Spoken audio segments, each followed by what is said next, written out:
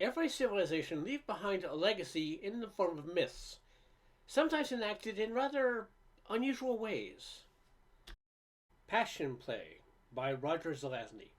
Read by Karl. At the end of the season of sorrows comes the time of rejoicing. Spring, like a well-oiled clock, noiselessly indicates this time.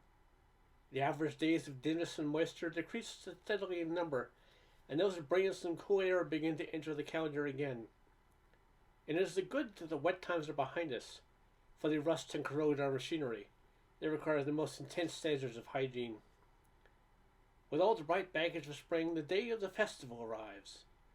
After the seasonal lamentations come the sacred stations of the Passion, then the bright festival of resurrection, with its tinkling clatter, its exhaust fumes, scorched rubber, clouds of dust, and its great promise of happiness.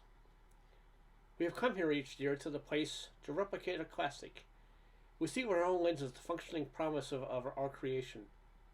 The time is today, and I have been chosen. Here on the sacred grounds of Le Mans, I will perform every action of the classic which has been selected. Before the finale, I will have duplicated every movement and every position which we know occurred. How fortunate! How high the honor! Last year many were chosen, but it was not the same. Their level of participation was lower. Still, I wanted so badly to be chosen. I wished so strongly that I, too, might stand beside the track and await the flaming Mercedes. But I was saved for this greater thing, and all lenses are upon me as we await the start. This year there is only one car to watch. Number 4, the Ferrari analog. The sign has been given, and the rubber screams. The smoke balloons like a giant cluster of white grapes, and we are moving. Another car gives way, so I can drop into the proper position. There are many cars, but only one car. We scream about the turn, this great Italian classic of 2 centuries ago. Run them were all here at the place, regardless of whether they were held originally. O God, master of creation, I pray, let me do it properly. Let my timing be accurate. Let no random variable arrive to destroy a perfect replication.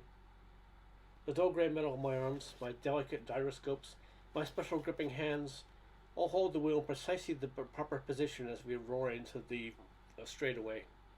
How wise the ancient masters were! When they knew they must destroy themselves in a combat too mystical and holy for us to understand, they left us these ceremonies in commemoration of the great machine. All the data was there, the books, the films, all for us to find, study, learn, to know the sacred action. As we round another turn, I think of our growing cities, our vast assembly lines, our lube bars, and our beloved executive computer. How great all things are! What a well-ordered day! How fine to have been chosen! The tires, little brothers, cry out, and the picking of small stones comes from underneath. 0.3 of a second, I shall depress the accelerator an eighth of an inch further. R7091 waves to me as I enter the second lap, but I cannot wave back. My finest functioning is called for at this time. All the special instrumentation which has been added to me will be required in a matter of seconds. The other cars gave way precisely at the right instant. I turn, I slide, I crash through the guardrail. Turn over now, please, I pray, twisting the wheel, and burn. Suddenly we are rolling, skidding upside down. Smoke fills the car. To the crashing noise that roars with no receptors, the crackle and lick of flames is now added.